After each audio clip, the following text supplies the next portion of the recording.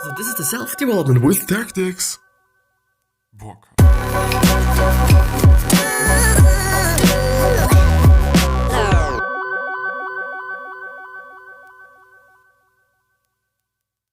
I finally found something to talk about. Yes, and it is about elderly people, but it is also about young people, eventually, kind of, as well. It's cool, it really is. I don't promise, but I think, yeah, I'll see you after the intro. As always. It actually took me really quite a long time to, I think, no, not half an hour, but maybe 15 minutes or something to find something to go through, to talk about, because I do not want to mindlessly go through some Reddit questions or something else that I normally do when I don't know what to go through. Check out the description. It's important. Please do that. And let's actually get through it and let's go through it. It's probably gonna fuck everything if I now do this. No, not really. I think it's fine. Yes, it is fine, as always. So, what is the ideal age to retire? Question mark. Never, according to a neuroscientist. Which I think, even, I do not actually have to go through the article per se to say that it is something that's so incredibly important. At least for me. And it is actually something that I talk about really often. I think the podcast as such is a way for me to do work, which is also a point then later on in the article, to do work that is meaningful and that I think is meaningful. I don't really know if it is gonna, but I learned really a lot, and I wouldn't have been able to learn that without the podcast. Really not. I went through so many books. I spent so much time going through stuff. Of course, there has been a few episodes as well that have not been about something smart or something that's necessarily something you need to know or stuff. For sure not. But I've learned so much, and I do not really feel I'm doing some bullshit here or I'm doing something that's unnecessary or irrelevant. But I really feel that I'm doing something that's worthwhile doing. So, actually spoiling you. Not good. Too much time spent with no purposes or no purpose is associated with unhappiness. So stay busy, as they say. But not with busy work or trivial pursuits, but with meaningful activities. Yes, I would say so. And I think for every elderly people, and I think it is also a great way to just also talk about not elderly people, just young people, because a lot of them are not doing something that's meaningful. And I think we all can do something that's meaningful. Whatever it actually might be. You can start such a lot of things, On the other hand, you could also just be I'm going to read something and this is meaningful for me, which can definitely be the case. Not gonna lie. If it is an incredible book, but what if just you finish the book? What's then gonna happen? This is actually also something to think about and to also talk about. What is gonna happen if something is finished or whatever it might be? Then what's the point then? What's the point of your life then? Kind of. But there are many ways. You can write a book. Everyone can write a book and then publish it on fucking Amazon. You can. And I'm doing it at a time. It is some work, but it is some meaningful work, I would say, because it could of course lead to something, but that's not necessarily my point. First of all, we all can, which might be actually one reason why you maybe also are then gonna do that, because you can, because I don't know, 50 years ago, nobody is a little bit overdone, I guess, but not such a lot of people would have been able to write a book and then also publish it. Everyone can do it right now because of the internet. And there is such a lot of things that you can do because of the internet. You could make music. You could start making music. You could also just build a home. You could also do sports. You could also just, run a marathon. I mean, as a young person, as an old person, I'm just talking to both sides. On one hand, I do also have to say, if I am old in a few years, well, a few is just, in 80 years or whenever I'm going to be, or whenever I'm actually going to feel old, then I am actually really fear that, and this is something that I'm thinking about right now. This is also something to consider, because like I'm gonna experience quite a lot of shit. I don't know if I'm gonna think about it in that way then as well, but if I sit around all day fucking long at home, doing nothing, watching TV, reading the fucking newspaper or whatever the fuck somebody that's retired does the whole fucking day long, couldn't do that. Literally couldn't do that. It would bore the shit out of me, because I don't know, I have to do something, and I really also want to do something that makes sense. It should be something quote unquote meaningful. I interviewed a number of people between the ages of 70 and 100 in order to better understand what contributes to life satisfaction. Every single one of them has continued working. Some, like musicians Donald Fagen of Steely, Dan, age 71, and Judy Collins, age 80, have increased their workload. Others, like George Schultz, age 99, and the Dalai Lama, age 84, have modified their work schedule to accommodate age-related slowing, but in the partial days they work. They accomplish more than most of their younger counterparts. Which I think is, I don't want to say that it is common, but I can imagine that, because you're so used to, well, it depends.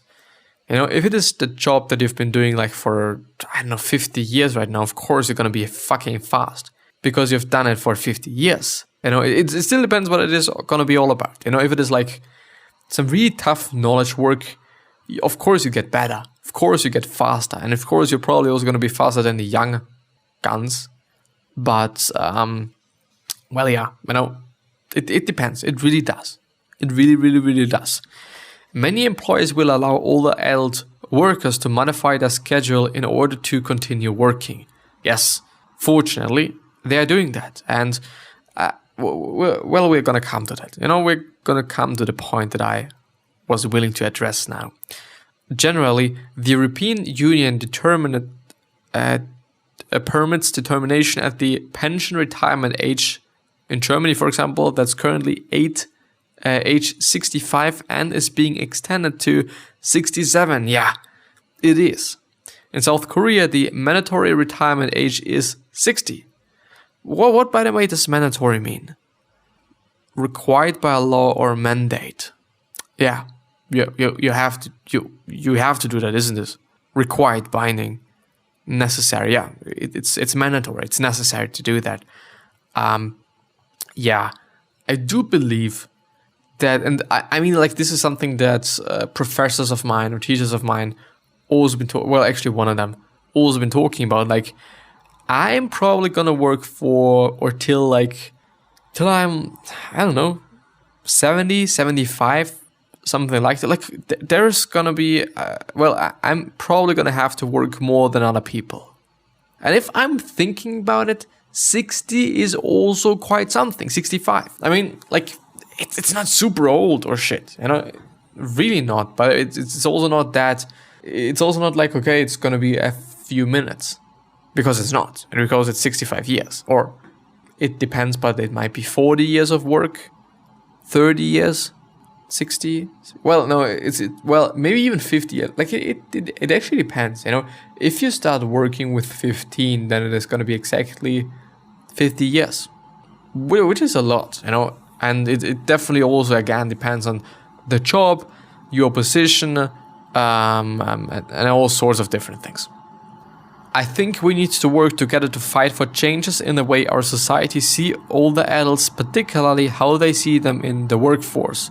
For example, the Deutsche Bank has been at the forefront of this kind of approach, and they reported few mistakes as well as increased positive feedback between young and old. Yeah, just employing elderly people.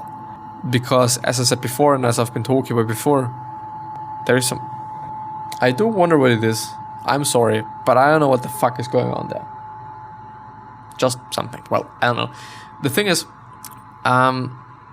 having elderly people, and this is, by the way, also something that Gary Vee was talking about, like, relatively lately, something that's actually pretty cool is having elderly people working for you and working in your business, because they probably know a lot. I know not a lot of people want to have them, but they probably know a lot. Whether it is about design, whether it is about copywriting, whether it is about, I don't know, cooking, whether it is about whatever. They know a fucking lot, and they can teach that to the young guns, which makes them incredibly better than the competition's young guns, because knowledge, I don't want to say knowledge is king, because it's not, kind of, but I think it makes sense, and I think it is also, I think it's actually a great way, you know. They can work something, they can do something, they can do what they probably have done for just their whole entire life long, which means that they are probably going to be good at it, or at least not bad. I mean, yeah. Let's see.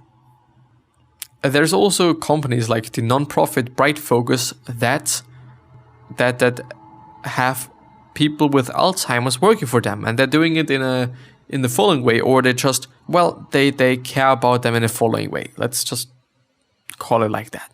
Incorporating reminders into their day, written or verbal, yeah, I think makes sense. Dividing large tasks into smaller tasks, providing additional training when there are workplace changes, keeping the workplace clutter-free, reducing the number of hours worked per day or per week, and changing the time of day worked. Yeah, I think it is a great thing, and it just really reminded me of another company. Unfortunately, I've been talking about it before as well, but I wasn't able to remember it back then, and I don't remember it right now as well, which is a pity and a little bit fucked up. But what I know is that they're employing a lot of people with, what was it? Asperger's syndrome, as far as I know, because they are able to do one task for, like, I don't know, an infinite amount of hours, because they're so into it, and they just take it. They took advantage of that, you know, which I think is a pretty cool thing for them and for the company, because you're having reliable and great workers, and they can do whatever the fuck makes them happy, or whatever the fuck it might be all about. Yeah, I think it's amazing, you know. If continuing to work in your job isn't possible after a certain age, and if new employers are unwilling to hire all the workers, there are still ways to stay actively engaged in meaningful work. I mean, as I said, you can design something, you can write a book, which I think is just always a good thing. Like, if you're old, you know a lot of shit, there's a lot of stories you know about, and I think it is also just a pretty good way to get them out of your system, basically. Without having to maybe talk to somebody. You know, it also depends on, you know, whether you're lonely or not. I do often imagine elderly people being lonely. I think I would be, kind of. Even though it depends, of course, it really does. But yeah, like, I mean, I think it is a good idea to write a book, or write a blog post, or write a journal, or do something else that's meaningful, create music, have a podcast, and which is also amazing. Interviewing other elderly people could work, could be amazing, could be interesting. What could you do? Painting is cool. You could craft something. You could build a house, as I said before as well. You could grow something, gardening. You could build, like, I know, toys, you know, because I mean, like, there's certain robots and you can just piece them together and shit. You might be into that. You could also become a fan of something, become a fan of sports, and then just go into the stadium if this is meaningful. It could be. I don't know. You could be a music critic or an art critic. Like, there's so many things that we could be doing, on which you're actually reviewing the stuff. Like, there's actually a lot of things that you could be doing. There is a transformative effect in helping others. Yes, indeed. If there is actually nothing that you can think of that you could be doing, then helping other people and trying to help other people is probably a good just thing to do, I guess. Always. And this is actually the end of the article. And here on the bottom we are having other articles, which are 3 ways that your memory stays sharp even as you get older. What's a nursing home combined with a child care center? a hopeful model for the future of aging. Yeah. I mean, like, I think it is a win-win, kind of. Like, it depends on the people actually, because some elderly people, I guess at least, because chances are probably gonna be there, don't like children, and also probably vice versa. There's gonna be some kids that don't like elderly people. Probably. I don't want to end the episode there. Well, it's actually something else. Rather than identifying as old, young, or middle-aged, be an old person in training instead. Well, how a new kind of community is creating a better aging experience. Okay, sounds cool, sounds interesting. By the way, I find it really interesting, This is the front page of the ideas.ted.com site, if I'm having it in this small window. So the window that you're seeing is the exact same size of the window that I'm seeing, It's not bigger, it's not smaller, it's not whatever. Well, it's a slightly bigger because just on the top there's also like bookmarks and shit, and I've just cropped them away because it's not that important. But if I just do it like this, you can see that suddenly we see something else. And if I even make it bigger and bigger and bigger and bigger, then, and if I maybe zoom out even as well, yes, having it like this is really amazing, especially when nothing works. Like, it was cool, right? We could go through an article in this way. And if we click on it, then everything looks different. We are also having like a lot of thoughts here. Dear guy, my family members keep posting angry political memes on social media. And by the way, the TED logo is actually pretty cool. And also like the colors in general, or the color theme of the website and the TED things. But yeah, I think I'm going to end the episode there because, stretching it unnecessarily is also not really like the best thing, I guess. So I wish you the best health, happiness, and also success, and also hope that you're going to remind yourself that you're going to be remembered, which basically means your legacy. It basically means just being a nice person and then being remembered as a nice person. And with that being said, I'm hopefully going to see you the next time. And 3 other questions that I'm having for you are: why are you here? What are you trying to change? And what is bothering you the most? And these 3 questions are hopefully going to show you your purpose, maybe even a business idea. But yeah, thank you really a lot. I really, truly appreciate that. I wish you a great day, a good day, an amazing day. And I'll hopefully see you the next time. So, bye-bye. Thank you.